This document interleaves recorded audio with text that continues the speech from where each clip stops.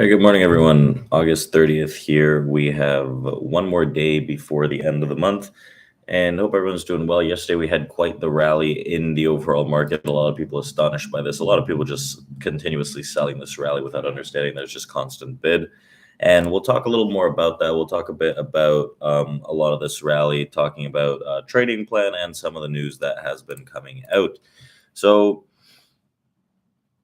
yesterday we rallied pretty much off the open, up about like 50-60 handles on the S&P 500 futures, and we're seeing some kind of bullishness still sustained over the overnight session here on the extended hours trading session, tagging 45 like 13 just recently before kind of pulling down a little on this move.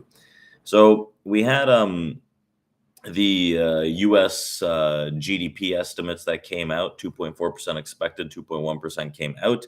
The U.S. GDP price index, 2.2%, expected 2% came out, misses on both fronts. And we have the U.S. core prelim PCE prices, which does come out tomorrow pre-market, and that came out at 3.7% versus 3.8%, which is lower than expected, which theoretically puts some downside pressure on inflation.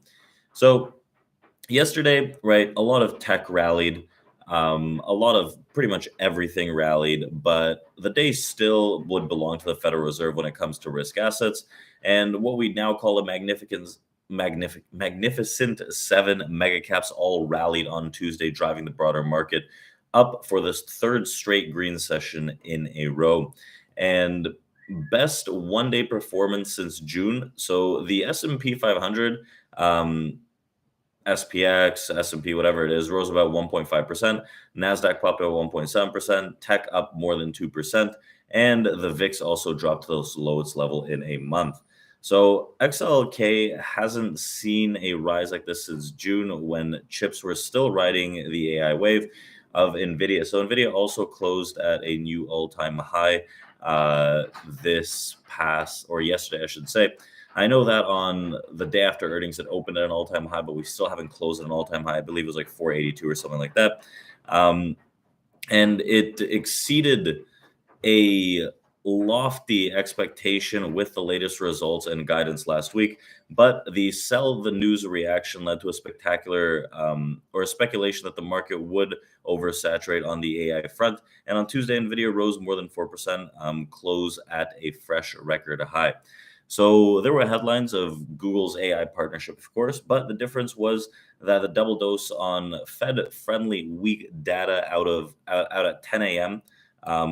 Was one of the main drivers. So the first figures in a full week of key economic data began with JOLTS, which showed an unexpected drop in job openings below 9 million for the first time since March 2021. And the report bodes well for the Fed's soft landing dreams. So Wells Fargo economists also wrote that the indicator is clearly on a downward trajectory amid cooling labor demand growth and impressive labor supply growth. And today's data are yet again signs that inflation pressure has been kind of pressing down over the past few quarters. So with that, right, we still have the Fed meeting that comes out in September, if I'm not mistaken. So we got the FOMC Fed Watch futures. We want to take a look at that to see what the the probability for hikes looks like. So we have the current target is 5.25 to 5.5, which in the September meeting, there's a 91% probability that would just remain the same. November 2023 meeting, so November 1st, the highest probability still stands at about 60% of keeping rates the same.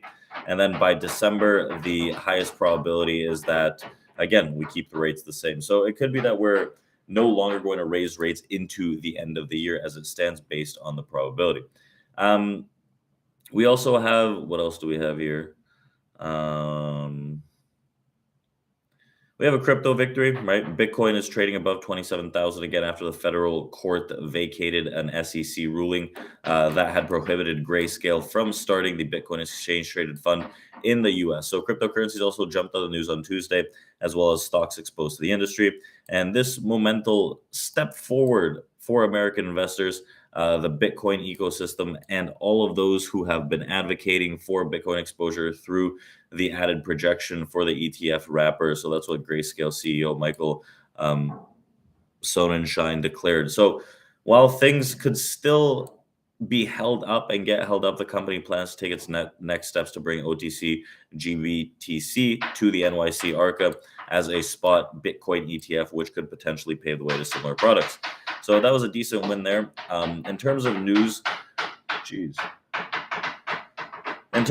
we had some GDP numbers this morning, which I talked about. We also had ADP jobs report in the morning. We had a lot of things in the morning, but in the afternoon, but the early morning here at 10 a.m., we have pending home sales.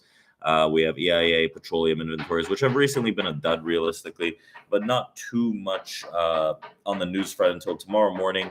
We have the all-important Federal Reserve PCE figure, which is the Federal Reserve's favorite gauge for inflation. We also have on Friday non-farm payrolls, which will be trading. So yesterday was day 2 of our open doors at our live Zoom. We also had a little session on order flow and the depth of market. So today we're going to be going into day 3. So if you want to join us, we're going to be opening up our live trading room in just a bit. And in terms of the plan on the day, so yesterday the S&P 500 futures, my God, this is crazy.